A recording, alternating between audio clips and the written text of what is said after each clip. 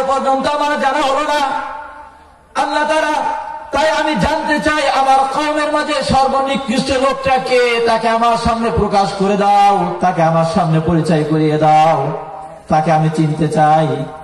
কারণ আমার কওমের মাঝে বসবাস করবে, আমার কওমের মাঝে থাকবে, অথচ আমি চিনব না সে লোকটিকে, এটা হতে পারে না। অতএব তুমি তার সাথে আমার পরিচয় করিয়ে দাও। আল্লাহ তাআলা বললেন, হে মূসা, তুমি কি সেই লোকটিকে চিনতে চাও? বলল, হ্যাঁ চিনতে চাই। ঠিক আছে মূসা, আগামীকাল সকালবেলা অমুক রাস্তার মাঝে গিয়ে দাঁড়িয়ে যাবে। সর্বপ্রথম যে লোকটি তোমার সামনে দিয়ে অতিক্রম করবে মূসা, তুমি ভেবে নিবা এই লোকটি হলে তোমার কওমের মাঝে সর্বনিকৃষ্ট লোক, সবচেয়ে খারাপ লোক, সবচেয়ে পাপী লোক তুমি ধরে নিবা। পরের দিন সকালবেলা যখন পূর্ব আকাশ থেকে সূর্য বাবা পৃথিবীকে আলোকিত করে তুলেছে, ঠিক এই মুহূর্তে মূসা কালিমুল্লাহ আল্লাহ তাআলার বলা কথা মতো ওই রাস্তার মাঝে দিয়ে দাঁড়িয়ে গেলেন। ওই রাস্তার মাঝে দাঁড়িয়ে গেলেন সেই লোকটির অপেক্ষায়, কখন সেই লোকটি আসবে, তার সাথে আমার সাক্ষাৎ হবে, তার সাথে আমার পরিচয় হয়ে যাবে, আর আমি তাকে চিনতে পারবো, এই আশায় দাঁড়িয়ে গেলেন। কিছুক্ষণ দাঁড়িয়ে রয়েছেন। দাঁড়িয়ে থাকতে থাকতে কিছুক্ষণ পরে দেখেন অনেক দূর থেকে একজন লোক দেখা যায়। লোকটির কাঁধে কোরাল, হাতে রশি, তার সাথে একটি ছোট্ট বাচ্চাও রয়েছে। বাচ্চাটিও তার সাথে দৌড়ে আসতেছে। লোকটি আস্তে আস্তে মূসা কালিমুল্লাহর সামনাসামনি যখন চলে আসলো, মূসা কালিমুল্লাহ লোকটিকে দেখে চিনে ফেলল, এটা একজন কাঠুরিয়া। ইনি তো একজন কাঠুরিয়া। লোকটিকে দেখতে তো চমৎকার, সুঠাম দেহের অধিকারী, তার সাথে যে বাচ্চাটি রয়েছে, বাচ্চাটি তো অনেক সুন্দর। এই লোকটি কি করে আমার কওমের মাঝে সর্বনিকৃষ্ট লোক হতে পারে? এই কথা ভাবছে, মনে মনে ভাবছে, আর বলছে আল্লাহ তাআলা বলছে বিশ্বাস তো করতে হবে। তাই আল্লাহর কাছে বললেন, আল্লাহ, সর্বনিকৃষ্ট যে লোকটি আমার কওমের মাঝে আছে তার সাথে তুমি আমার পরিচয় করিয়ে দিলে, এবার আমি জানতে চাই আমার কওমের মাঝে সর্বোৎকৃষ্ট লোককে, সবচেয়ে ভালো লোককে, এই ভালো লোকের সাথে আমার পরিচয় করিয়ে দিন। আল্লাহ তাআলা বললেন, ঠিক আছে মূসা, তুমি আজই বিকালবেলা ওই রাস্তার মাঝে আবার দাঁড়িয়ে যাবে। সর্বশেষ যে লোকটি তোমার সামনে যে অতিক্রম করবে মূসা, তুমি ভেবে নিবা এই লোকটি হলো তোমার কওমের মাঝে সর্বনিকৃষ্ট লোক, সর্বোৎকৃষ্ট লোক, সবচেয়ে ভালো লোক, নেককার লোক, তুমি এটা ভেবে নিবা। মূসা কালিমুল্লাহ আল্লাহ তাআলার কথা মতো ওই দিন বিকালবেলা যখন সূর্য মামা পশ্চিম আকাশে চলে গিয়েছে, পৃথিবীকে বিদায় জানাবার জন্য রক্তিম আকার ধারণ করেছে, ঠিক এমন মুহূর্তে মূসা কালিমুল্লাহ রাস্তার মাঝে দাঁড়িয়ে গেলেন। কিছুক্ষণ পরে দেখেন একজন লোক মাথায় কাঠের বোঝা লয়ে দৌড়ে আসতেছে। দৌড়ে আসতে আসতে যখন মূসা কালিমুল্লাহর সামনে চলে এসেছে, আসসালামু আলাইকুম ওয়া রাহমাতুল্লাহি ওয়া বারাকাতুহু।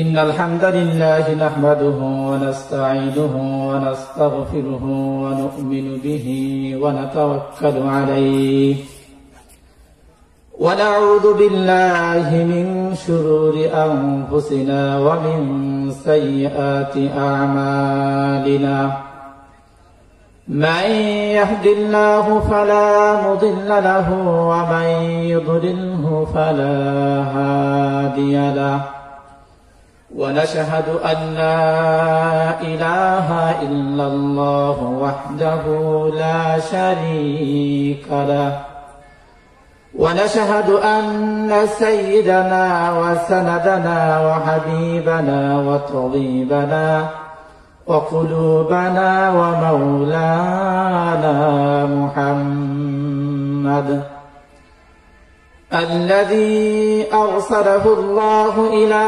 كافة الناس بشيرا ونذيرا وداعيا إلى الله بإذنه وسراجا منيرا فقد قال الله تعالى في كلامه المجيد وفي فرقانه الحميد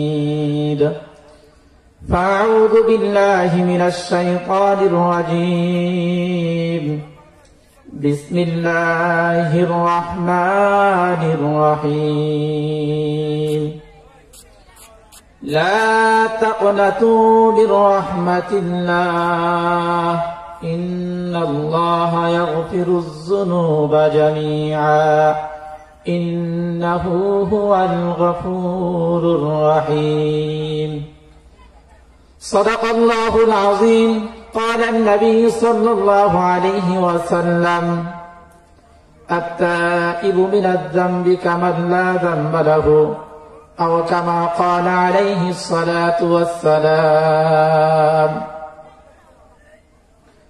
محترم হাজিরিন আল্লাহ জাল্লা শানুর দরবারে অসংখ্য শুকরিয়া যে মহান রব্বুল ইজ্জত আমাদেরকে রজনীর শুরু ভাগে দুনিয়ার ঝামেলা থেকে মুক্ত রেখে এই জালিসুর রহমান বেহেশতের বাগানে এসে বসবার জন্য তৌফিক দিয়েছেন। এই জন্য সকলেই হৃদয়ের গভীর থেকে বুক ভরা ভালোবাসা নিয়ে পুরুষ রচিত কণ্ঠে কালিমাত শুকর আদায় করে সকলেই বলুন আলহামদুলিল্লাহ। মুহতারাম হাজিরিন, আজ দিনী মাহফিল হচ্ছে। কথা তো এটা ছিল যেখানে দিনী মাহফিল হবে সেখানে মুসলমানরা ভরে যাবে। দিনী মাহফিল গুলোতে এত পরিমাণ লোক হবে যে দিনী মাহফিল গুলোতে এত পরিমাণ লোক হবে যে মানুষ জায়গা দেবে না। এটাই ছিল কথা। দুর্ভাগ্যজনক কথা হলে এটাই সত্য। আলোচনা হচ্ছে অনেকক্ষণ যাবৎ, মাগরিবের আগেও আলোচনা হয়েছে, মাগরিবের পরেও আমার পূর্বে একজন বক্তা আলোচনা করেছেন। এরপরেও প্যান্ডেলে মানুষ তেমন নেই। আচ্ছা, হিদায়েত আল্লাহর হাতে। আল্লাহ তাআলা যাকে হিদায়েত দিবেন সেই হিদায়েত পাবে। আল্লাহ তাআলা বলেছেন, আমি ওই সমস্ত লোকদেরকে দিয়েই আমি আমার দিনের কাজ চালিয়ে যাই যাদেরকে আমি ভালোবাসি। আমরা এখানে যারা এসেছি বোঝা গেল আল্লাহ তাআলা আমাদেরকে ভালোবেসেছেন, এজন্যই আমরা এখানে একত্রিত হতে পেরেছি। কথা বলেন কিনা? কথা বলেন ঠিক কিনা? এজন্য আমরা আরেকবার শুকরিয়া আদায় করি, সকলেই বলেন আলহামদুলিল্লাহ। মুহতারাম হাজিরিন, আমি কুরআনুল কারীমের অসংখ্য আয়াত থেকে একটি আয়াত নিয়েছি, রাসূলের অগণিত হাদিস থেকে একটি হাদিস নিয়েছি। উক্ত আয়াত এবং হাদিসকে সামনে রেখে কিঞ্চিত পরিমাণ আলোকপাত করার প্রয়াস চালাবো ইনশাআল্লাহ। মুহতারাম হাজিরিন, আমরা যারা এখানে এসেছি, এই মাহফিলে এসেছি, আমাদের সকলের জীবনে গুনাহ আছে। গুনাহ আছে কিনা? সকলের জীবনে গুনাহ আছে। গুনাহ ছাড়া কেউ নাই একমাত্র নবী রাসূলুল্লাহ ব্যতীত।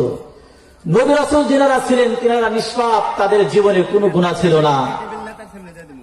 কিন্তু আমরা যারা আছি নবী রাসূল ব্যতীত আমাদের সকলের জীবনেই গুনাহ রয়েছে, গুনাহমুক্ত কেউ নাই। আমরা যারা এখানে এসেছি আমাদের জীবনেও গুনাহ আছে। এই গুনাহ নিয়ে এই মাহফিলে এসেছি। আমাদের সকলের উদ্দেশ্য হলো গুনাহ নিয়ে এসেছি, এই গুনাহ এখান থেকে মুক্ত করে নিয়ে যাব। কথা বলেন ঠিক কিনা? আমরা যত ধরনের ভালো কাজ করে থাকি, মাহফিল শুনে থাকি, বিভিন্ন কোরআন তেলাওয়াত শুনে থাকি, যত ভালো কাজ রয়েছে সব ভালো কাজ করার পিছনে আমাদের উদ্দেশ্য হলো আমরা এই দুনিয়া থেকে গুনাহমুক্ত হয়ে নিষ্পাপ হয়ে কবরে যাব এবং জান্নাত কামাই করব। এটাই তো আমাদের উদ্দেশ্য নাকি? আমরা গুনাহ নিয়ে যদি আসি, এই গুনাহ নিয়ে আসার পর যদি এখান থেকে যদি আমরা এই মাহফিল থেকে কান্নার মতো কান্না করে তওবার মতো তওবা করতে পারি, তো আল্লাহ তাআলা আমাদের জিন্দেগীর সমস্ত গুনাহ ক্ষমা করে দিবেন। সুবহানাল্লাহ, ক্ষমা করে দিবেন। আল্লাহ তাআলা বলেছেন, ইয়া আইয়ুহাল্লাযীনা আমানু তুবু ইলাল্লাহি তাওবাতান নাসুহা আসা রাব্বুকুম আন ইউকাফিরা আনকুম সাইয়্যাতিকুম ওয়া ইদখিলাকুমুল জান্নাহ। হে মুমিনগণ, তোমরা আল্লাহ তাআলার কাছে আন্তরিকভাবে তওবা করো, রব্বে কারীমের কাছে এমন ভাবে তওবা করো যে তওবা আল্লাহ তাআলা কবুল করেন। এমন তওবা করো আশা করা যায় আল্লাহ তাআলা তোমাদেরকে জান্নাত দিবে, আশা করা যায়। কাজেই তুমি সারা জীবন গুনাহ করেছো, গুনাহ করতে করতে তোমার জীবনটা জর্জরিত হয়ে পড়েছে। গুনাহ ছাড়া তোমার জীবনে কিছুই নেই। ৭০ বছর জিন্দেগি পেয়েছো, এই জীবনে শুধু গুনাহ আর গুনাহ, গুনাহ ছাড়া তোমার কিছুই নেই। এরপরও তুমি যদি আল্লাহর দরবারে ফিরে যদি আল্লাহকে বলতে পারো, আল্লাহ জীবন ভর গুনাহ করেছি, এরপর তোমার দরবারে তো ফিরে এসেছি, আমাদের জিন্দেগীর গুনাহ ক্ষমা করে দেন। আল্লাহ তাআলা ক্ষমা করে দিবেন, ক্ষমা করে দিবেন। কারণ আল্লাহ তাআলা বলেছেন, লা তাকনাতু মির রাহমাতিল্লাহ, তোমরা আমার রহমত থেকে নৈরাশ হয়ো না, আমার রহমত থেকে নৈরাশ হয়ো না। ইন্নাল্লাহা ইয়াগফিরুয যুনুবা জামিআ, নিশ্চয় আল্লাহ তাআলা তোমাদের সমস্ত গুনাহ ক্ষমা করে দিবেন। ইন্নাহু হুয়াল গফুরুর রহিম, নিশ্চয় তিনি পরম করুণাময় অসীম দয়ালু। আল্লাহ তাআলা ঘোষণা করেছেন গুনাহ ক্ষমা করে দিবেন, তার রহমত থেকে নৈরাশ হতে তিনি না করেছেন। আল্লাহ তাআলা তার বান্দাকে, তার বান্দার গুনাহ ক্ষমা করে দিবেন এর প্রতিশ্রুতি তিনি দিয়েছেন। আল্লাহ তাআলা কুরআনুল কারীমেই বলেছেন, আপনাদেরকে বিশ্বাস হয় এবার আল্লাহ তাআলা গুনাহ ক্ষমা করে দিবেন? আপনাদেরকে ছোট্ট একটি ঘটনা শোনাই, দেখেন আল্লাহ তাআলা আল্লাহর বান্দাকে কিভাবে গুনাহ ক্ষমা করে দেন। একজন নবী ছিল, যার নাম হলো মূসা কালিমুল্লাহ। নাম কি ভাই? মূসা কালিমুল্লাহ। মূসা কালিমুল্লাহকে আপনারা চিনেন তো নাকি? চিনেন? দেখেছেন? তো বললেন তো চিনি, দেখেন নাই। কিভাবে চিনেছেন? পরিচয় কিন্তু শুধু দেখা দেখির মাধ্যমে পরিচয় হয় না। আমরা আমাদের রাসূলকে দেখি নাই, কিন্তু রাসূলকে বিশ্বাস করেছি, রাসূলের গুণগান সবকিছু শুনে আমরা তাকে চিনে ফেলেছি। চিনে ফেলেছি না? আমরা জানি রাসূল সত্য ছিলেন, তার কথা সত্য, তার ধর্ম সত্য, তিনি আল্লাহর প্রেরিত রাসূল। আমরা বিশ্বাস করি না? আমরা এভাবে তাকে চিনে ফেলেছি। আর কাউকে আমরা আমার পিতামাতাকে কিভাবে চিনি? তাকে ছোটকাল থেকে দেখেছি, তাকে জেনেছি, এভাবে চিনি। তাই পরিচয়টা দুই ধরনের হয়ে থাকে। একটা এভাবে হয়ে থাকে যে তাকে দেখা দেখে মাধ্যমে পরিচয় হয়, একটা হয় তাকে দেখি না কিন্তু তার সব গুণগান শুনেছি। মূসা কালিমুল্লাহ, মূসা কালিমুল্লাহ আল্লাহ তাআলাকে বলতেছেন, আল্লাহ এই যে তুমি আমাকে বিশাল বড় কওম দিয়েছো, এই কওম পরিচালনা করার দায়িত্ব তুমি আমাকে দিয়েছো, কিন্তু এই কওম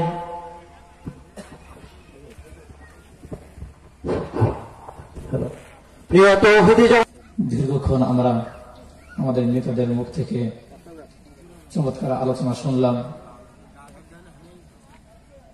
তারা এই দিনে একটি প্রতিষ্ঠান মসজিদকে কিভাবে সামনে আর উন্নতি করা যায় সে বিষয়ে দিক নির্দেশনা দিলেন, তারাও পাশে থাকবেন সে আশ্বাস দিয়েছেন। তো আমরা দোয়া করি আমাদের নেতারা যে সমস্ত কথাগুলো বললেন এই কথাগুলোর উপর যেন তারা আমল করতে পারে। তো মোহতারাম হাজিরিন, আলোচনা করতেছিলাম আল্লাহ তাআলা তার বান্দার গুনাহ ক্ষমা করে দিবেন, এ বিষয়ে তো আলোচনা চলতেছিল নাকি? তো বলতেছিলাম আল্লাহ তাআলা প্রতিশ্রুতি দিয়েছেন বান্দার গুনাহ ক্ষমা করে দিবেন, তিনি এই প্রতিশ্রুতি দিয়েছেন। তো আপনাদেরকে একটি ছোট্ট একটি ঘটনা শোনাই, আল্লাহ তাআলা কিভাবে তিনি তার বান্দার গুনাহ ক্ষমা করে দেন একটি ঘটনা শোনাই। একজন নবীর নাম ছিল মূসা কালিমুল্লাহ। মূসা কালিমুল্লাহ আল্লাহ তাআলাকে বললেন, আল্লাহ আমাকে যে বিশাল বড় একটি কওম দিয়েছো, এই কওমকে আমি পরিচালনা করি, এই কওমের দায়িত্ব আমাকে দিয়েছো, এই কওম আমি পরিচালনা করি, তাদের ভালো মন্দ সবকিছু আমি দেখি শুনি জানি। এই কওমের দায়িত্ব আমার, কওম পরিচালনার দায়িত্ব আমার। কিন্তু দুঃখজনক বিষয় হলো আজ পর্যন্ত আমার জানা হলো না এই কওমের মাঝে কে গুনাহগার, কে বদকার, কে নিকৃষ্ট লোক রয়েছে, এটা আজ পর্যন্ত আমার চেনা হলো না, আজ পর্যন্ত আমার জানা হলো না। আল্লাহ তাআলা তাই আমি জানতে চাই আমার কওমের মাঝে সর্বনিকৃষ্ট লোকটাকে, তাকে আমার সামনে প্রকাশ করে দাও, তাকে আমার সামনে পরিচয় করিয়ে দাও, তাকে আমি চিনতে চাই। কারণ আমার কওমের মাঝে বসবাস করবে, আমার কওমের মাঝে থাকবে, অথচ আমি চিনব না সে লোকটিকে, এটা হতে পারে না। অতএব তুমি তার সাথে আমার পরিচয় করিয়ে দাও। আল্লাহ তাআলা বললেন, হে মূসা তুমি কি সেই লোকটিকে চিনতে চাও? বলল, হ্যাঁ চিনতে চাই। ঠিক আছে মূসা, আগামীকাল সকালবেলা অমুক রাস্তার মাঝে গিয়ে দাঁড়িয়ে যাবে, সর্বপ্রথম যে লোকটি তোমার সামনে দিয়ে অতিক্রম করবে মূসা, তুমি ভেবে নিবা এই লোকটি হলে তোমার কওমের মাঝে সর্বনিকৃষ্ট লোক, সবচেয়ে খারাপ লোক, সবচেয়ে পাপী লোক তুমি ধরে নিবা। পরের দিন সকালবেলা যখন পূর্ব আকাশ থেকে সূর্য বাবা পৃথিবীকে আলোকিত করে তুলেছে, ঠিক এই মুহূর্তে মূসা কালিমুল্লাহ আল্লাহ তাআলার বলা কথা মতো ওই রাস্তার মাঝে দিয়ে দাঁড়িয়ে গেলেন। ওই রাস্তার মাঝে দাঁড়িয়ে গেলেন সেই লোকটির অপেক্ষায়, কখন সেই লোকটি আসবে, তার সাথে আমার সাক্ষাৎ হবে, তার সাথে আমার পরিচয় হয়ে যাবে আর আমি তাকে চিনতে পারবো, এই আশায় দাঁড়িয়ে গেলেন। কিছুক্ষণ দাঁড়িয়ে রয়েছেন। দাঁড়িয়ে থাকতে থাকতে কিছুক্ষণ পরে দেখেন অনেক দূর থেকে একজন লোক দেখা যায়। লোকটির কাঁধে কোরাল, হাতে রশি, তার সাথে একটি ছোট্ট বাচ্চাও রয়েছে। বাচ্চাটিও তার সাথে দৌড়ে আসতেছে। লোকটি আস্তে আস্তে মূসা কালিমুল্লাহর সামনাসামনি যখন চলে আসলো, মূসা কালিমুল্লাহ লোকটিকে দেখে চিনে ফেললো, এটা একজন কাঠুরিয়া। ইনি তো একজন কাঠুরিয়া। লোকটিকে দেখতে তো চমৎকার, সুঠাম দেহের অধিকারী, তার সাথে যে বাচ্চাটি রয়েছে, বাচ্চাটি তো অনেক সুন্দর। এই লোকটি কি করে আমার কওমের মাঝে সর্বনিকৃষ্ট লোক হতে পারে, এই কথা ভাবছে, মনে মনে ভাবছে আর বলছে, আল্লাহ তাআলা বলছে বিশ্বাস তো করতে হবে। তাই আল্লাহর কাছে বললেন, আল্লাহ সর্বনিকৃষ্ট যে লোকটি আমার কওমের মাঝে আছে তার সাথে তুমি আমার পরিচয় করিয়ে দিলে, এবার আমি জানতে চাই আমার কওমের মাঝে সর্বোৎকৃষ্ট লোককে, সবচেয়ে ভালো লোককে, এই ভালো লোকের সাথে আমার পরিচয় করিয়ে দিন। আল্লাহ তাআলা বললেন, ঠিক আছে মূসা, তুমি আজই বিকালবেলা ওই রাস্তার মাঝে আবার দাঁড়িয়ে যাবে। সর্বশেষ যে লোকটি তোমার সামনে যে অতিক্রম করবে মূসা, তুমি ভেবে নিবা এই লোকটি হলো তোমার কওমের মাঝে সর্বনিকৃষ্ট লোক, সর্বোৎকৃষ্ট লোক, সবচেয়ে ভালো লোক, নেককার লোক, তুমি এটা ভেবে নিবা। মূসা কালিমুল্লাহ আল্লাহ তাআলার কথা মতো ওই দিন বিকালবেলা যখন সূর্য বাবা পশ্চিম আকাশে চলে গিয়েছে, পৃথিবীকে বিদায় জানাবার জন্য রক্তিম আকার ধারণ করেছে, ঠিক এমন মুহূর্তে মূসা কালিমুল্লাহ রাস্তার মাঝে দাঁড়িয়ে গেলেন। কিছুক্ষণ পরে দেখেন একজন লোক মাথায় কাঠের বোঝা লয়ে দৌড়ে আসতেছে। দৌড়ে আসতে আসতে যখন মূসা কালিমুল্লাহর সামনে চলে এসেছে, মূসা কালিমুল্লাহ দেখে এতে সকালবেলা সেই লোক, এটা সকালবেলা সেই লোক যেই লোকটিকে আল্লাহ তাআলা আমার সামনে প্রকাশ করলো যে মূসা, এই লোকটি তোমার কওমের মাঝে সর্বনিকৃষ্ট লোক, এটা দেখছি সেই লোক, এই লোকটি কি করে আবার উৎকৃষ্ট হতে পারে, এই কথা চিন্তা করছে আর বলছে, আল্লাহ তাআলা বলছে বিশ্বাস তো করতে হবে, আল্লাহ তাআলার কথা তো মিথ্যা নয়।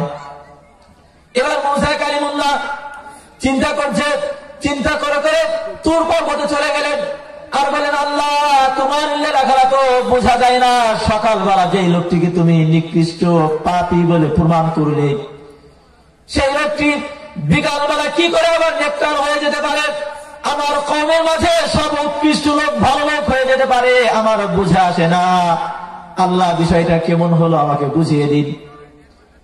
আল্লাহ তাআলা বলেন, হে মূসা তুমি শোনো, ওই লোকটির সাথে যে বাচ্চাটি ছিল, এই বাচ্চা বাবার সাথে এসেছে। লোকটি যখন কাঠ কাটার জন্য জঙ্গলে প্রবেশ করেছে, জঙ্গলে প্রবেশ করার পর বাচ্চাটি বাবাকে প্রশ্ন করেছে, কারণ বাচ্চাটা এত বড় জঙ্গল কখনো দেখেনি, তাই দেখে প্রশ্ন করেছে, বাবা এই যে বিশাল বড় জঙ্গল দেখতে পাচ্ছি, এর চেয়ে বড় কিছু আছে নাকি? ছেলে প্রশ্ন করছে আর বাবা প্রশ্নের উত্তর দিচ্ছে, বলছে হ্যাঁ বাবা আছে, এর চেয়ে বড় হলো আল্লাহ তাআলার জমিন। আবার প্রশ্ন করেছে ছেলে, বাবা এই যে জমিনের কথা বললে, এর চেয়ে বড় কিছু আছে নাকি? এবার বাবা বলছে হ্যাঁ বাবা আছে, তাহলে আল্লাহ তাআলার আসমান। এভাবে একের পর এক ছেলে প্রশ্ন করছে আর পিতা ছেলের প্রশ্নের উত্তর দিচ্ছে। প্রশ্ন করতে করতে যখন প্রশ্ন শেষ না হয়, তখন শেষ না করবে এবার লোকটি বলে ফেলেছে, এই যে ছেলেটি বলে ফেলেছে, বাবা এই যে বিশাল বড় আসমানের কথা বললে, বিশাল বড় জমিনের কথা বললে, জঙ্গল যা কিছু বলেছি সবকিছুর উত্তর দিয়েছে, এই সব কিছু বড় কিছু আছে নাকি? এবার লোকটি চোখে পানি এনে বলে ফেলেছে, হ্যাঁ বাবা আছে, হ্যাঁ আছে, এই বিশাল বাড়ি জঙ্গল, আসমান জমিন, এর চেয়ে বড় আরেকটি জিনিস আছে, তাহলে তোমার বাবার জীবনের গুনাহ। তোমার বাবা জীবনে এত বড় বড় গুনাহ করেছে যে এই জঙ্গল তো দূরের কথা, আসমানের নিচে জমিনের উপরে কোথাও জায়গা নেবে না। এই কথা বলে লোকটি কপাল খানে মাটির সাথে মিশাইয়া কান্না করে করে বলছে, মালিক, জীবনের গুনার কথা কেউ জানে না, শুধুমাত্র তুমি জানো। আজ এই গুনার কথা ছেলের সামনে প্রকাশ করেছি, ছেলের কাছে স্বীকারোক্তি দিয়েছি আমার গুনার কথা। তাই বলে নিজেকে লজ্জিত মনে হচ্ছে। কাল কিয়ামতের ময়দানে যেদিন সকল মানুষের সামনে আমাকে গুনাহগার বলে তুমি প্রকাশ করবে, সেদিন না জানি কত লজ্জিত হতে হয়, সেদিন না জানি কত অপমানিত হতে হয়। এই কথা বলছে আর কান্না করছে। এবার ছেলেও কান্না করে, বাবাও কান্না করে। এবার ছেলে কান্না জড়িত কণ্ঠে প্রশ্ন করছে, বাবা কাঁদবেন না, কাঁদবেন না, আপনি আপনার মাথা উঠান, আপনি বলুন আপনার গুনার চেয়ে বড় আরো কিছু আছে নাকি? যখন ছেলে প্রশ্ন করে ফেলেছে আপনার গুনার চেয়ে আরো বড় কিছু আছে নাকি, এই প্রশ্ন করার সাথে সাথে লোকটি বলে ফেলেছে, হ্যাঁ বাবা আছে। তোমার বাবার জীবনের গুনার চেয়ে বড় আরেকটি জিনিস আছে, তা হলো আল্লাহ তাআলার রহমত। আল্লাহ তাআলার রহমত আমার গুনার চেয়ে অনেক বড়। আল্লাহ তাআলার রহমত এত বড় যে আমি যত গুনাহ করেছি, আল্লাহ তাআলা যদি ইচ্ছা করেন তার রহমত দিয়ে আমার এই গুনাহগুলোকে ধ্বংস করে দিতে পারে। এই কথা বলে বলে আল্লাহর কাছে কান্না করছে আর তওবা করছে, মালিক জীবনে যত গুনাহ করেছি, গুনার জন্য আজ তওবা করে আর গুনাহ করবো না, জিন্দেগির গুনাহগুলো এই মুহূর্তে ক্ষমা করে দেন। এভাবে কান্না করছে।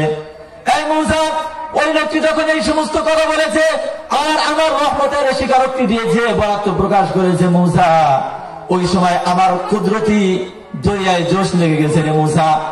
ওই সময় যদি আমি তার গুনাহগুলো ক্ষমা না করে দিতাম মূসা, তাহলে আমার রহমান আর রহিম নামের বেজ্জিত হতে রে মূসা। এই জন্য আমি তার জিন্দেগির সমস্ত গুনাহগুলো মাফ করে দিয়েছি। এখন পর্যন্ত তোমার সামনে যাওয়া পর্যন্ত সে এখন পর্যন্ত কোনো গুনাহ করেনি, কোন গুনাহ করেনি। তাই তোমার কাছে আমি প্রকাশ করে দিলাম, মূসা এই লোকটি হলো তোমার কওমের মাঝে সর্বোৎকৃষ্ট লোক। মূসা কালিমুল্লাহর জামানায় একজন উম্মাহ যদি তার নিজের জীবনের গুনাহ মাফ করাই নিতে পারে আল্লাহর কাছে কান্নাকাটি করে, তাহলে আমরা যারা এখানে এসেছি, আমরা যদি এখান থেকে কান্না করে আল্লাহর কাছে তওবা করি, আমাদের জিন্দেগির গুনাহ মাফ হবে না? অবশ্যই হবে। কিন্তু বাস্তবতা হলো আমরা আমাদের মর্যাদার কথা ভুলে গিয়েছি। আর আমরা তো আখির নবীদের উম্মত, যে নবীর উম্মত হওয়ার জন্য নবী রাসূলরা পর্যন্ত দরখাস্ত করেছে, বলছে আল্লাহ আমি নবী হতে চাই না, জীবনে একটি বারের জন্য হলো আখির নবীদের উম্মত বানাও। সেই নবীর উম্মত হতে পেরেছি। কিন্তু বাস্তবতা হলো আজ আমরা আমাদের মর্যাদা, আমরা আমাদের পজিশন, আমাদের মাকামের কথা ভুলে গিয়েছি। ভুলে গিয়ে আজ আমরা গুনাহ নিয়েই কবরে যেতে শুরু করেছি।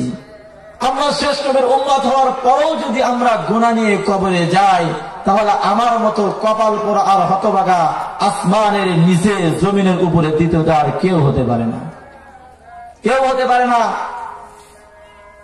আরে আমাদের মর্যাদা কেমন? আমাদের নবীর জন্মের 550 বছর পূর্বে একজন নবী এসেছিল, যার নাম হলো ঈসা রুহুল্লাহ।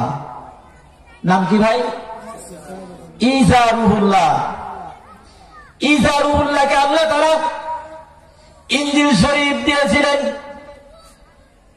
ঈসা রুহুল্লাহকে আল্লাহ তাআলা যে কিতাব দিয়েছিলেন তার নাম হলো ইনজিল শরীফ। আর আমাদের নবী জনাবে মুহাম্মদুর রাসূলুল্লাহ সাল্লাল্লাহু আলাইহি ওয়াসাল্লামকে যে কিতাব দিয়েছেন তার নাম হলো কুরআনুল কারীম। এই কুরআনুল কারীম আগে মানুষের ঘরে ঘরে থাকতো, মানুষ এই কুরআনুল কারীমের তেলাওয়াত জানতো। সকাল বেকাল মুরব্বীরা যখন মানুষের বাড়ির পাশ দিয়ে হেঁটে যেত, মানুষের বাড়ির পাশ দিয়ে যখন হেঁটে যেত, তখন মানুষের ঘরের ভিতর থেকে কুরআনুল কারীমের শব্দ কানে এসে বাড়ি খেত, কারণ মানুষ কুরআনুল কারীমের তেলাওয়াত করত। আজ আমাদের অবস্থা এমন হয়েছে, আজ মানুষের বাড়ির সাইডে হেঁটে গেলে ঘর থেকে কোরআনুল কারিমের শব্দ আর আসে না। মানুষের ঘরের ভিতর থেকে এখন স্টার জলসা, জি বাংলা, টেলিভিশনের বিভিন্ন জিনিসের শব্দ আসে কিনা? কোরআনুল কারিমকে ভুলে গিয়েছি, কোরআনুল কারিমকে ছেড়ে দিয়েছি। আগে কোরআনুল কারিম প্রত্যেকটি বাড়িতে পড়ার টেবিলে কোরআনুল কারিম থাকতো, মানুষ কোরআনুল কারিম তিলাওয়াত করত। আগেরকার বুড়া বাবাজিরা, বুড়ি মায়েরা, যুবক ভাইয়েরা, যুবতী বোনেরা কোরআনুল কারিম তেলাওয়াত করতে জানতো। তারা সকাল বিকাল কোরআনুল কারিমের তেলাওয়াত করত। এখন কোরআনুল কারিমের তেলাওয়াত ভুলে গিয়েছে, কোরআনুল কারিমের তেলাওয়াত ছেড়ে দিয়েছে। এখন পড়ার টেবিলে কোরআনুল কারিম আর পাওয়া যায় না। এখন পড়ার টেবিলে পাওয়া যায় বিভিন্ন নাস্তিক লেখকদের বই পাওয়া যায়, বিভিন্ন গল্প গুজবের বই পাওয়া যায়, কোরআনুল কারিম আর পাওয়া যায় না। এখন আমরা কি করি? কোরআনুল কারিমকে ছেড়ে দিতে দিতে কোরআনুল কারিমকে এমন এক জায়গায় নিয়ে গিয়েছি, এই কোরআনুল কারিমকে কাপড় দিয়ে পেঁচিয়ে আমাদের টেবিলের উপরে রেখে দেই, উপরে রেখে দেই। অবস্থা এমন হয় কোরআনুল কারিমের উপরে ময়লা পড়ে, এত পরিমাণ ময়লা পড়ে, আর বিভিন্ন পোকামাকড় ওর উপরে বিভিন্ন ধরনের নাপাকে ছেড়ে দেয়। কখনো দেখার সৌভাগ্য আমাদের হয় না, দেখার সৌভাগ্য আমাদের হয় না। এই কোরআনুল কারিম থেকে আমরা এতটাই দূরে সরে পড়েছি যে কোরআনুল কারিমকে ছেড়ে দেওয়ার ফলে আজ আমাদের সমাজে অশান্তি নেমে এসেছে, অশান্তি নেমে এসেছে। এই কোরআনুল কারিমকে ছেড়ে দিয়েছি, এজন্য সমাজে আজ অশান্তি। আজ সমাজের যুবক যুবতীরা, সমাজের মানুষেরা কোরআনুল কারিমকে ছেড়ে দেওয়ার ফলে আজ অবস্থায় এমন পর্যায়ে গিয়ে দাঁড়িয়েছে, ছেলে বাবার কথা শুনছে না। কারণ ছেলে বাবার কথা শুনবে, এটা কোরআনুল কারিমে আছে, কোরআনুল কারিমে আছে। মেয়ে মায়ের কথা শুনবে, কোরআনুল কারিমে রয়েছে। পৃথিবীতে চলতে গেলে মানুষ চলা প্রতিটি ধাপে ধাপে, প্রতিটি বাঁকে বাঁকে এমন কোন দিক নির্দেশনা নাই যে কোরআনুল কারিমে নাই। সবকিছুই দেওয়া হয়েছে, এই কোরআনুল কারিমকে ছেড়ে দিয়েছি। এই কোরআনুল কারিম ছেড়ে দেওয়ার ফলে আজ ইসলামের বিরুদ্ধে কথা বলে কারা? কারা ইসলামের বিরুদ্ধে কথা বলে? যাদের ভিতরে কোরআনের শিক্ষা নেই, এরা ইসলামের বিরুদ্ধে কথা বলতে শিখেছে। যাদের ভিতরে হাদিসের শিক্ষা নেই, এরা ইসলামের বিরুদ্ধে কথা বলে। যাদের ভিতরে কোরআন হাদিসের শিক্ষা নেই, এরাই মুক্তিযুদ্ধ মঞ্চে গিয়ে আলেম উলামাকে গালিগালাজ করে। কথা বলেন ঠিক কিনা? কোরআন হাদিসের শিক্ষা নেই, এরাই রাসূলের বিরোধিতা করে, এরাই কোরআনের বিরোধিতা করে, এরাই আলেম উলামাদেরকে অশালীন ভাষায় গালিগালাজ করতে পারে। যার ভিতরে কোরআনের শিক্ষা রয়েছে, যার ভিতরে হাদিসের শিক্ষা রয়েছে, সে কখনো ইসলামের বিরোধী কোনো কথা বলতে পারে না, আলেম উলামাদেরকে কখনো গালিগালাজ করতে পারে না। আজ কোরআনকে ছেড়ে দিয়েছি। আল্লাহ রাসূল বিদায় হজের ভাষণে বলেছিলেন, তারাক্তু ফীকুম আমরাইন লাম তাদিল্লু মা তামাসসাকুম বিহিমা কিতাবাল্লাহ ওয়া সুন্নাতা রাসূলি। আমি তোমাদের জন্য দুটি জিনিস রেখে যাচ্ছি, একটি হলো আল কোরআন, আর একটি হলো রাসূলের হাদিস। এই দুটি জিনিস যতদিন পর্যন্ত তোমরা আঁকড়ে ধরে রাখবে, ততদিন পর্যন্ত তোমরা বিশ্বের বুকে মাথা উঁচু করে দাঁড়িয়ে থাকতে পারবে। যেই দিন এই কোরআন এবং হাদিসকে ছেড়ে দেবে, সেই দিন তোমরা পৃথিবীর বুকে অপমানিত, লাঞ্ছিত, বঞ্চিত জাতিতে পরিণত হবে। আজ মুসলমানের অবস্থা দেখেন, চেচনিয়ার দিকে তাকান, মায়ানমারের দিকে তাকান, বার্মার দিকে তাকান, ফিলিস্তিনের দিকে তাকান, ইরাকের দিকে তাকান, বিশ্বের মুসলিম রাষ্ট্রগুলির দিকে তাকান। আজ মুসলমানরা শুধু লাঞ্ছিত আর বঞ্চিত।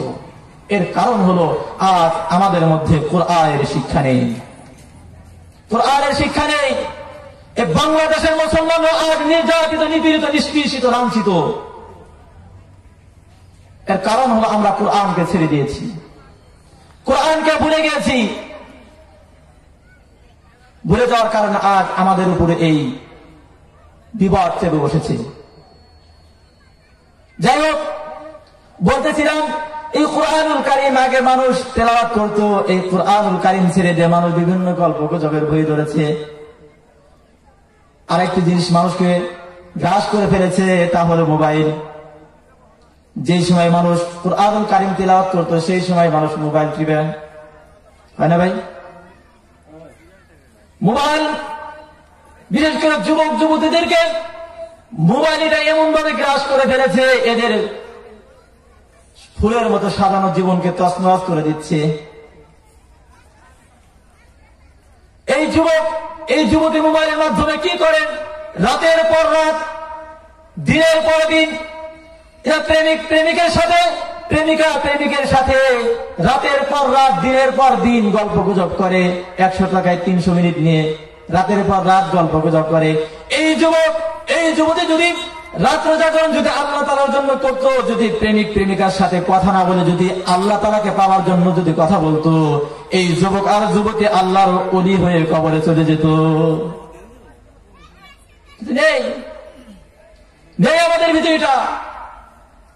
আমরা সময় পাই, আমাদের সময় পাই, সময় পাওয়ার সাথে সাথে মোবাইল হাতে নিয়ে বসে যায়,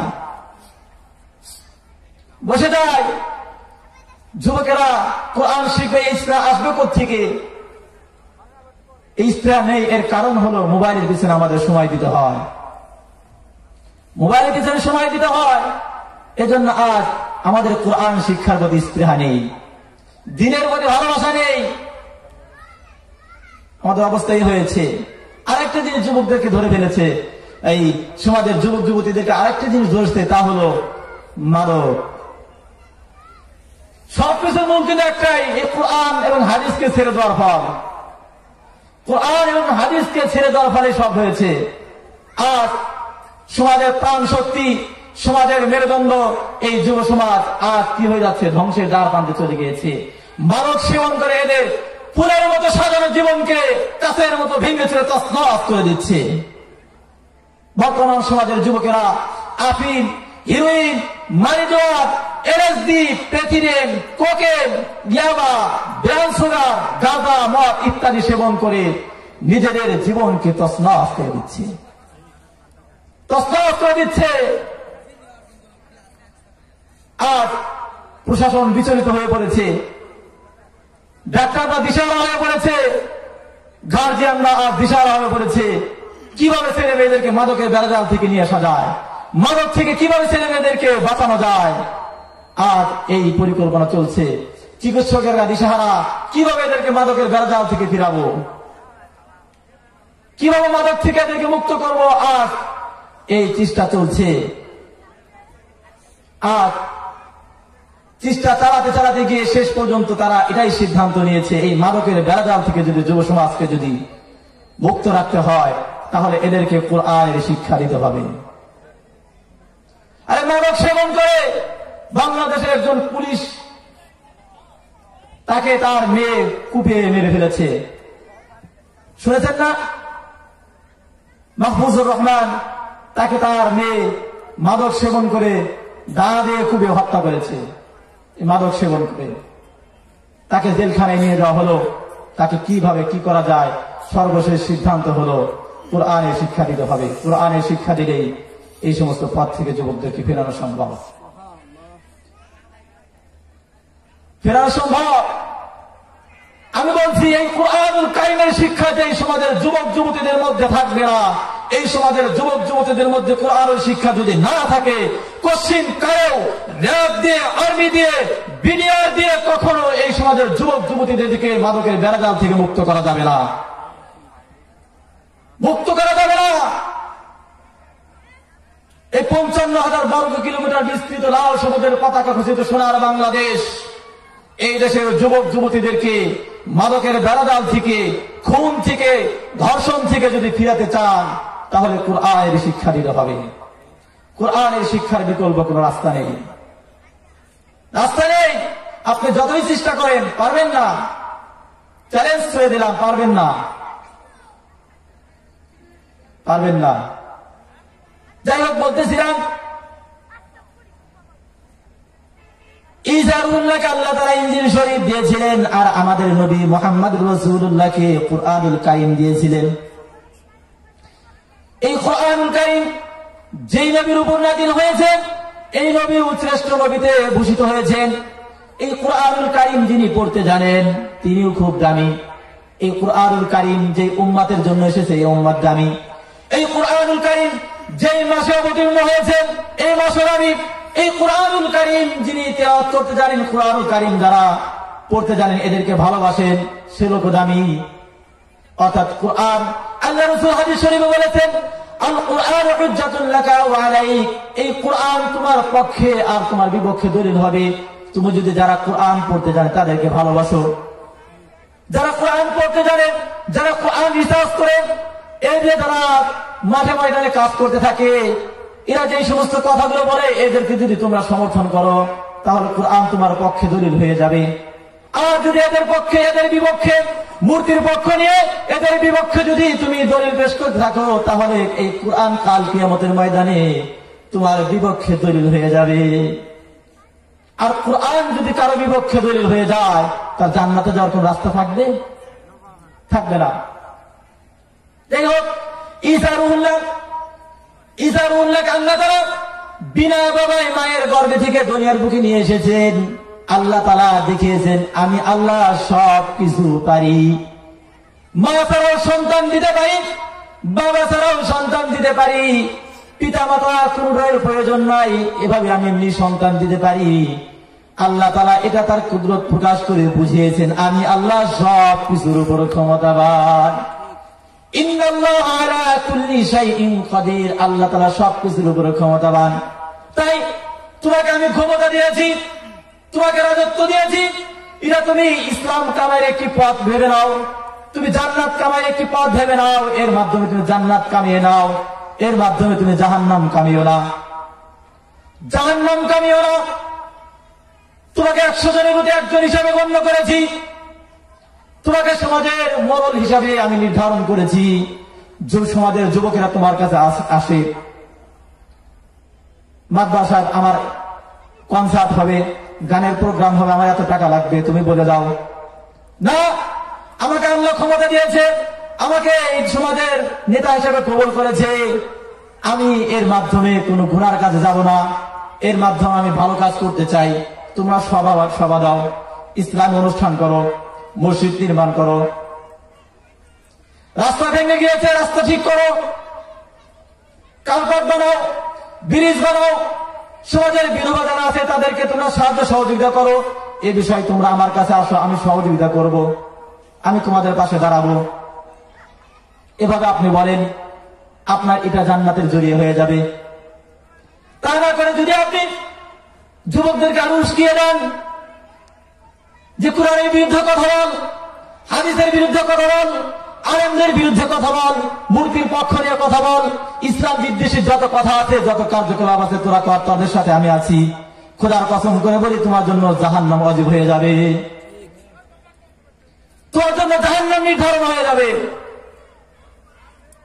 তাই তোমাকে ক্ষমতা দিয়েছে, ক্ষমতার বলে তুমি অসহায় মানুষদেরকে অন্যায় ভাবে লাঠিচার্জ করবে, এর বিচার আল্লাহ তাআলা একদিন করবে।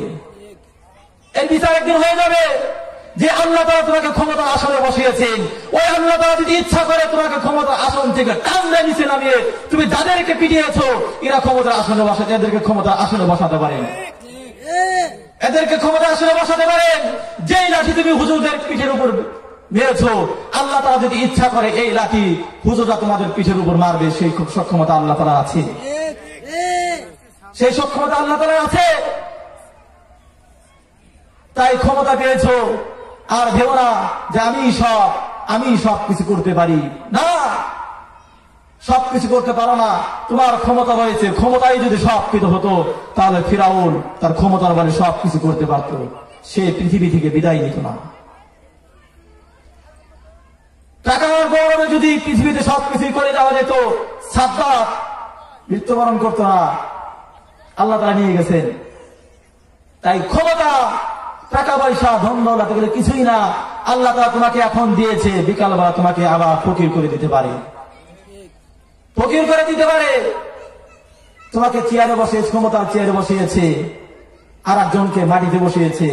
আল্লাহ তাআলা যদি ইচ্ছা করেন তাকে মাটির থেকে ক্ষমতার চেয়ারে বসাবেন, তোমাকে ক্ষমতার চেয়ারে থেকে গাড় ধাক্কা দিয়ে নিচে নামিয়ে দিতে পারেন। সাবধান, আল্লাহকে ভয় করো। যাই হোক, বলতেছিলাম ঈসা ইজারুল্লাহকে আল্লাহ তাআলা বিনা বাবায় মায়ের গর্ভে থেকে দুনিয়ার বুকে এনেছেন। ইজারুল্লাহকে আরো অনেকগুলো মুজিজা দিয়েছিলেন। তার মধ্যে একটা মুজিজা হলো, তিনি যদি কোনো কবরের পাশে গিয়ে, কবরটা 500 বছর পূর্বের কবর হোক অথবা নতুন কোন কবর হোক, কুম্বি ইজনিল্লাহ বলতেন, সঙ্গে সঙ্গে মরা মানুষ জিন্দা হয়ে যেত। তার আরেকগুলো মুজিজা হলো, আরেকটি মুজিজা হলো, কোন জন্মন্ধ যদি ইজারুল্লাহর সামনে আসতেন, এই চোখ ভালো করার জন্য বিশ্বের বড় বড় হাসপাতাল খুঁজতে হতো না। চোখ ভালো করার জন্য ইজারুল্লাহর সামনে আসার সাথে সাথে নবতের হাতখানা ভরিয়ে দেওয়ার সঙ্গে সঙ্গে সঙ্গে জন্মন্ধ ভালো হয়ে যেত। তার একটি মজিদা ছিল, তা হলো কোন কুষ্ঠরোগী যদি ইজারুল্লাহর সামনে আসতো, ইজারুল্লাহর নবতী হাতখানা কুষ্ঠরোগীর উপরে ভুলে দেওয়ার সাথে সাথে কুষ্ঠরোগী ভালো হয়ে যেত। এতগুলো মুজিজা আল্লাহ তাআলা ইজারুল্লাহকে দিয়েছিলেন। ইজারুল্লাহ এতগুলো মুজিজা পাওয়ার পরেও কপালখানা মাটির সাথে মিশিয়ে ডুগরে ডুগরে কাঁদে। আল্লাহ তাআলা বললেন, এই ঈসা, তোমাকে আমি কত কিছু দিলাম, মৃত জিন্দা করার ক্ষমতা দিলাম, কুষ্ঠরোগী ভালো করার ক্ষমতা দিলাম, জন্মন্ধ ভালো করার ক্ষমতা দিলাম, বিনা বাবায় মায়ের গর্ভে থেকে দুনিয়ার বুকে এনেছি, কত কিছু তোমাকে দিয়েছি, এরপরে তুমি বেশি বেশি কান্দো। অথচ কথা ছিল তুমি বেশি বেশি আমার শুকরিয়া আদায় করবে, আমার কোনো কীর্তন করবে, তা না করে কেন তুমি ডুগরে ডুগরে কান্দো? ঈসাউল্লাহ বলেন, আল্লাহ তাআলা, আমি ঈসা নবী হতে চাই না, আমি জন্মন্ধ ভালো করতে চাই না, আমি কুষ্ঠরোগী ভালো করতে চাই না, আমি মৃতকে চিন্তা করতে চাই না, জীবনে একটি বারের জন্য হলেও আখির নবীজির উম্মত হতে চাই। সুবহানাল্লাহ। আল্লাহ তাআলা আমাদেরকে আখির নবীজির উম্মত হিসেবে কবুল করেছেন, অথচ এই আখির নবীজির উম্মত হওয়ার জন্য নবী রাসূলুল্লাহ পর্যন্ত দরখাস্ত করেছে। আমাকে আল্লাহর কাছে দরখাস্ত করেছেন, আল্লাহ আমাদেরকে শ্রেষ্ঠ উম্মত হিসেবে কবুল করেন, এরকম কেউ দরখাস্ত করেছিলাম? আমার আপনার বাবা দরখাস্ত করেছিল, আমার আপনার দাদা, আমার আপনার তালই, এরকম যারা আছে তারা আল্লাহর কাছে বলেছিল, আল্লাহ এই যে দরখাস্ত লিখে আপনার কাছে দিলাম, আমার ওরস থেকে একজন এমন, আমার ওরস থেকে আমার ছেলে সুন্নাহ যারা আসবে, এদেরকে আপনি আখির নবীর উম্মত হিসেবে কবুল করবেন। এই দরখাস্ত কেউ দিয়েছিল? আল্লাহ তাআলা আমাদেরকে পছন্দ করে, ভালোবেসে, মহব্বত করে আখির নবীর উম্মত হিসেবে কবুল করেছেন। এটা আমাদের কপাল, আমাদের রাজ কপাল। এরপরেও যদি আমরা গুনাহ নিয়ে কবরে যাই, তাহলে আমাদের মতো কপাল পুরো আর হতভাগা কেউ হতে পারে না, কেউ হতে পারে না। এখন আমার আপনার চিন্তা আসতে পারে, বুঝলাম আমাদের গুনাহ আল্লাহ তাআলা মাফ করে দিবেন কিভাবে? আমরা তো সারা জীবন গুনাহ করেছি, এত পরিমাণ গুনাহ করেছি যে গুনার কথা চিন্তা করলে আমাকে নিজেই নিজে জাহান্নামী মনে হয়। এই গুনাহ কি ক্ষমা হবে? আমার বয়স তো 60-70 বছর হয়ে গেছে, 80 বছর হয়ে গেছে, দাড়ি সাদা হয়ে গেছে, চুল সাদা হয়ে গেছে, এরপরেও কি ক্ষমা করবেন? হ্যাঁ, এরপরেও ক্ষমা করবেন, এরপরেও ক্ষমা করবেন। নয়রা সবার কিছুই নেই। ওই আহমদ ইবনে সুহাইল তিনি একটা ঘটনা বলেন। আহমদ ইবনে সুহাইল রাহমাতুল্লাহি আলাইহি তিনি একটি ঘটনার বিবরণ এভাবে দেন। আহমদ ইবনে সুহাইল বলেন, আমি আমাদের জামানার একজন বুজুর্গ ইয়াহইয়া ইবনে আকসাম রাহমাতুল্লাহি আলাইহি মৃত্যুর পর আমি স্বপ্নে দেখলাম ইয়াহইয়া ইবনে আকসামের সাথে আমার সাক্ষাৎ হয়ে গেল। ইয়াহইয়া ইবনে আকসামকে আমি জিজ্ঞাসা করলাম, হে বৃদ্ধ, তোমার সাথে আল্লাহ তাআলা কিরূপ আচরণ করেছেন? ইয়াহইয়া ইবনে আকসাম বলেন, আমার সাথে আল্লাহ এমন আচরণ করেছে, আল্লাহ তাআলা আমাকে জিজ্ঞাসা করলো, হে বৃদ্ধ, তুমি আমার জন্য কি কি কাজ করেছো? ইয়াহইয়া ইবনে আকসাম বলেন, আমি আল্লাহকে বললাম, আল্লাহ তোমার জন্য আমি আবার কি কাজ করব? কিছুই করিনি। এরকম কথা তো আল্লাহ তাআলা, এরকম কথা তো তুমি বলনি, আমি কি বলেছি? ইয়াহইয়া ইবনে আকসাম বলেন, আমার কাছে আব্দুর রাজ্জাক মাহমুদ থেকে জোহরে থেকে উরওয়া থেকে আয়েশা সিদ্দিকা রাদিয়াল্লাহু তাআলা আনহা, আয়েশা সিদ্দিকা থেকে জনাবে মুহাম্মদুর রাসূলুল্লাহ সাল্লাল্লাহু আলাইহি ওয়াসাল্লাম, আপনার বন্ধু থেকে জিবরিল আমিন থেকে আপনি এভাবে বর্ণনা করেছেন, যখন কোন মানুষ ইমানদার অবস্থায়, মুসলমান অবস্থায় তার চুল দাড়িগুলো পেকে সাদা হয়ে যায়, আমি তাদেরকে জাহান্নামের আগুনে জ্বালাবো না, এই কথা আমার কাছে এসে পৌঁছেছে। অতএব আমি আপনার জন্য আর কি করতে পারি? আমার তো দাড়ি পেকে গিয়েছে, চুল সাদা হয়ে গিয়েছে, আমি আপনার জন্য কি করব? এই কথা বলার পর আল্লাহ তাআলা বলছেন, হে ইয়াহইয়া ইবনে আকসাম, তুমি যে কথা বলেছো সত্য, আব্দুর রাজ্জাক বিন মামুর যা বলেছে এটাও সত্য, জুহরি যা বলেছে এটাও সত্য, উরওয়া যা বলেছে এটাও সত্য, আয়েশা সিদ্দিকা যেটা বলেছে এটাও সত্য। সরকারে তো আলম সাইয়্যিদুল মুরসালিন খাতামান নবিয়্যিন রাসূল আরবি সৃষ্টি করে নেতা বিশ্বজগতের গৌরব দুজাহানের প্রাণ পুরুষ নবী মুহাম্মদুর রাসূলুল্লাহ সাল্লাল্লাহু আলাইহি ওয়াসাল্লাম যা বলেছে এটাও সত্য, জিবরিল আমিন যা বলেছে এটাও সত্য, এবং আমি যেটা বলেছি এটাও সত্য। যেই লোক মুসলমান অবস্থায় বৃদ্ধ হয়ে যাবে, তার চুল দাড়ি পেকে সাদা হয়ে যাবে, আমি আল্লাহ তাআলা তাদেরকে শাস্তি দিতে লজ্জাবোধ করি। তোমার চুল দাড়ি পেকে গিয়েছে, তোমার এক পা কবর চলে গিয়েছে, এরপরেও নিরাশ হবার কিছুই নেই। তুমি ফিরো আল্লাহর কাছে, বলো, আল্লাহ আমি তো তোমার বান্দা, তুমিও বলেছো উদউনি আস্তাজিব লাকুম, বান্দা যখন ডাকে তুমি তার ডাকে সাড়া দাও। আমি তো তোমার বান্দা, আমি তোমাকে ডাকছি, আমার জিন্দেগীর গুনার কথা স্মরণ করে তোমার কাছে তওবা করি, জিন্দেগীর গুনাহগুলো মাফ করে দাও। আল্লাহ তাআলা অবশ্যই মাফ করে দিবেন, মাফ করে দিবেন। কারণ আল্লাহ তাআলা এই মানুষ বড় মহাব্বত করে বানিয়েছেন, মহাব্বত করে বানিয়েছেন, এই আমাদের খুব মহব্বত করে বানিয়েছেন। দেখেন না, আমাদেরকে সিজদা দেওয়ার কথা বলেছিলেন, ওই একজন ফেরেশতাকে তিনি সিজদা না দেওয়ার ফলে আল্লাহ তাআলা তাকে শয়তানে রূপান্তরিত করেছেন না? করেছেন। আল্লাহ তাআলা যখন আদমকে বানালেন, বানানোর পর সমস্ত ফেরেশতাকে বললেন ফাসাদাতুল মালাইকাতু ইল্লা ইবলিস, ফেরেশতাদেরকে যখন বললেন সিজদা করো, সমস্ত ফেরেশতারা সিজদা করলো। ফাসাদাতুল মালাইকাতু, সমস্ত ফেরেশতারা সিজদা করলো, ইল্লা ইবলিস, ইবলিস সিজদা করলো না। এই আদমকে সিজদা করতে বলা হয়েছে, সিজদা করো, সিজদা করলো না। আল্লাহ তাআলা বললেন তুমি সিজদা করলে না কেন?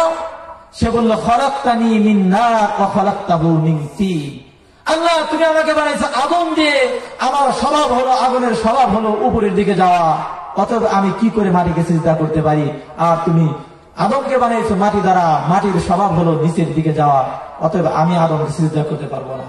আল্লাহ তাআলা বললেন আবাস্তাকবার ওয়া কানা মিনাল কাফিরিন, তুমি অস্বীকার করেছো, অহংকার করেছো, তুমি কাফের হয়ে গিয়েছো, কাফের হয়ে গিয়েছো,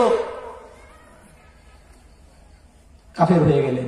এই আদমের জন্য কাফের হয়ে গেলেন তিনি। আদমের এত মর্যাদা, আল্লাহ এত ভালোবেসে বানিয়েছেন। যখন এই আদমকে বানাবেন, ফেরেশতাদের সাথে আলোচনা হলো, হ্যাঁ ফেরেশতারা, আমি তো দুনিয়ার বুকে এমন একটি জাতি সৃষ্টি করতে চাই যারা আমার গুণকীর্তন করবে, আমাকে ভালোবাসবে, আমার রব হিসাবে আমাকে স্বীকার করবে। তখন ফেরেশতারা বললো, আল্লাহ আপনি কি দুনিয়ার বুকে এমন একটি জাতি সৃষ্টি করতে চান যারা দুনিয়ার বুকে গিয়ে ওই মারামারি, হানাহানি, কাটাকাটি, সন্ত্রাস, রক্তপাত, বিভিন্ন ফিতনা ফাসাদ করবে?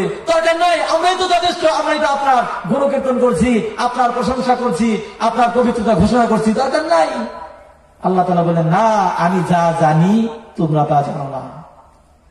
ফেরেশতাদের সাথে এভাবে কথা বলে আল্লাহ তাআলা আমাদেরকে মহব্বত করে বানিয়েছেন। তাই আমরা গুনাহ করেছি, নৈরাশ হওয়ার কিছুই নেই। আল্লাহ তাআলার আয়াত, লা তাকনাতু মির রাহমাতিল্লাহ, তোমরা আমার রহমত থেকে নৈরাশ হয়ো না। গুনাহ করেছো, এরপরে আমার দরবারে ফিরো, নিজেকে গুনাহগার বলে আমার কাছে কান্না জোরে দাও, আমার কাছে তওবা করো, আমি তোমাদের তওবাকে কবুল করে নিব। আল্লাহ তাআলা কোরআনের কথা বলেছেন, ইয়া আইয়ুহাল্লাযীনা আমানু তুবু ইলাল্লাহি তাওবাতান নাসুহা। আমরা যদি, আল্লাহ তাআলা বলেছেন তোমরা আল্লাহ তাআলার কাছে তওবার মতো তওবা করো, খালেস তওবা করো, আল্লাহ তাআলা তোমাদের জিন্দেগীর গুনাহগুলো মাফ করে জান্নাতবাসী হিসেবে কবুল করে নেবেন। যে সমস্ত কথাগুলো বললাম, আমাকে সহ সকলকে আমল করা তৌফিক দান করুন, আমিন। ওয়া মা আলাইনা ইল্লাল বালাগ। আসসালামু আলাইকুম ওয়া রাহমাতুল্লাহ।